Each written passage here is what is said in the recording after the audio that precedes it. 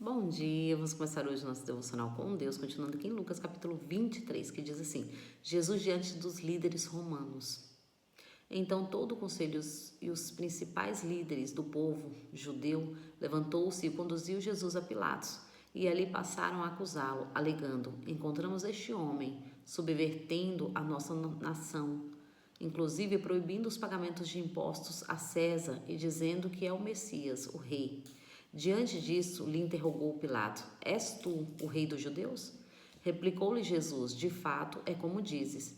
Então Pilatos declarou aos chefes dos sacerdotes e a muitas pessoas reunidas: Não vejo neste homem motivo algum para acusá-lo. Todavia, eles insistiam cada vez mais, exclamando: Ele amontila o povo, pregando por toda a Judéia, desde a Galiléia, onde começou até aqui. Ao ouvir isto, Pilatos quis saber se aquele homem era de fato galileu. Ao ser informado que era da jurisdição de Herodes, interrogando estes naqueles dias em Jerusalém, lhes enviou. Jesus é interrogado por Herodes. Assim que Herodes viu a Jesus, expressou grande satisfação, pois havia muito que desejava conhecê-lo, por ter ouvido falar sobre sua fama. Tinha também a expectativa de vê-lo fazer algum sinal. De muitas maneiras o questionou. Jesus, entretanto, nada lhe respondia. Os chefes dos sacerdotes e os mestres da lei estavam presentes e os acusavam com grande eloquência.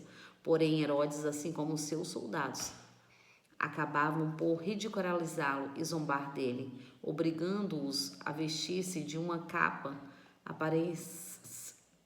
de aparente realeza e os mandaram de volta a Pilatos. Naquele mesmo dia, Herodes e Pilatos, que vinham em clima de inimizade, firmaram um pacto de reconciliação.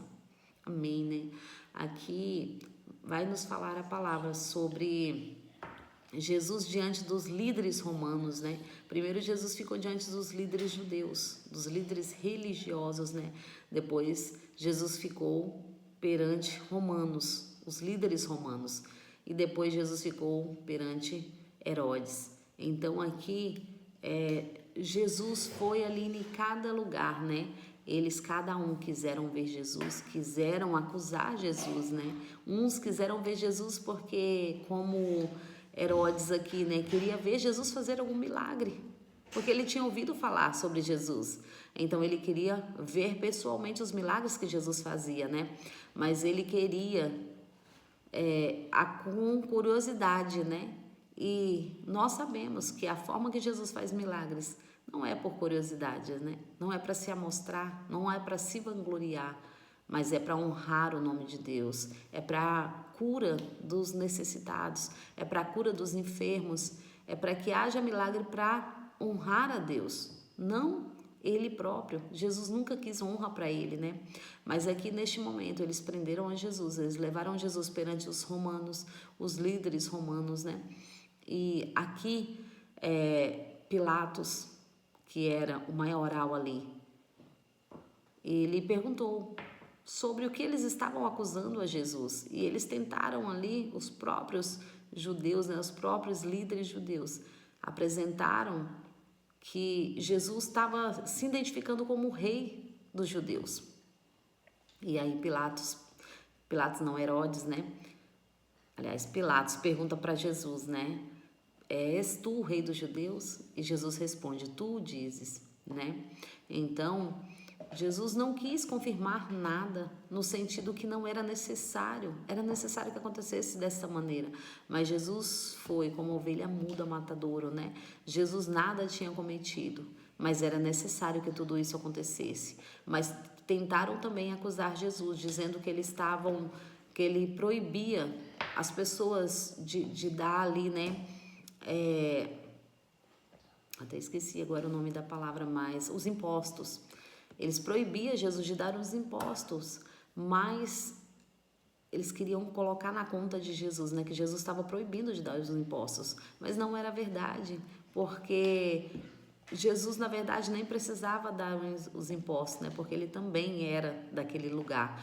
E mesmo assim, ele fala para Pedro ir abrir a boca do peixe, né, e tirar uma moeda de lá. E aquela moeda servia para pagar tanto os impostos de Jesus como os impostos dos discípulos.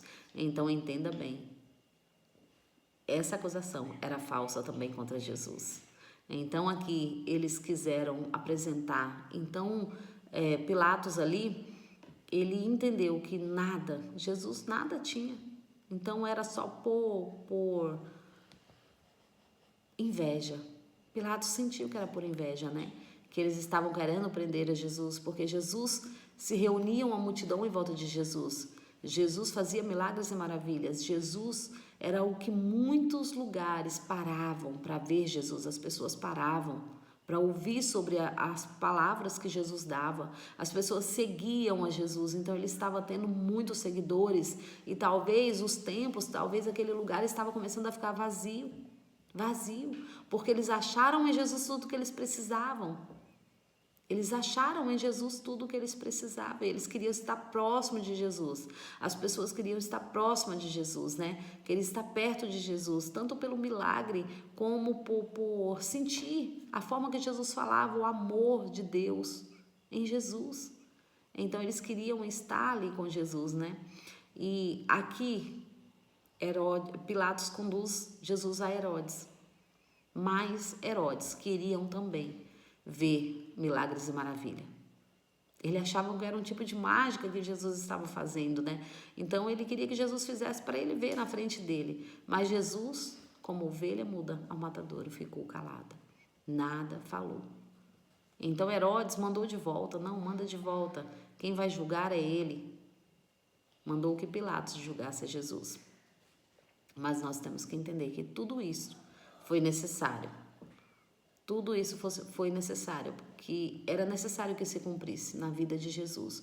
Muitas vezes nós queremos reclamar do que está acontecendo na nossa vida, mas entenda, nada é em vão. O Senhor tem um propósito para todas as coisas, quer seja boa, quer seja ruim.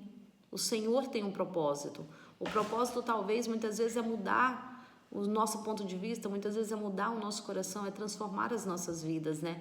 Porque entenda bem, o Senhor nunca trabalha só com uma pessoa, ele sempre vai trabalhar com os dois lados. Então não importa o que você esteja enfrentando, entenda, é necessário que tudo isso aconteça, assim como aconteceu com Jesus. Mas Jesus venceu e nós também venceremos, porque somos imagem e semelhança de Deus, nós somos filhos. Então a forma de vencer talvez seja diferente dos nossos pensamentos, né? Porque nós queremos estar sempre vencendo, sempre ganhando, e não é desta forma no reino dos céus, né? O Senhor se apresenta de várias formas para nós, né? Então, a forma de Deus é diferente da nossa forma de pensar. A forma de Deus trabalhar é diferente da nossa forma de trabalhar. A forma de Deus agir na nossa vida é diferente da nossa forma de agir. Então, Deus faz como Ele quer. E nós somos filhos dele, é necessário que nós venhamos entender o que Deus tem a fazer na minha e na sua vida. Amém? Agradeço a todos que têm vindo até aqui. Continue firme e forte, né? Porque amanhã tem mais. Em nome de Jesus. Agradeço a todos.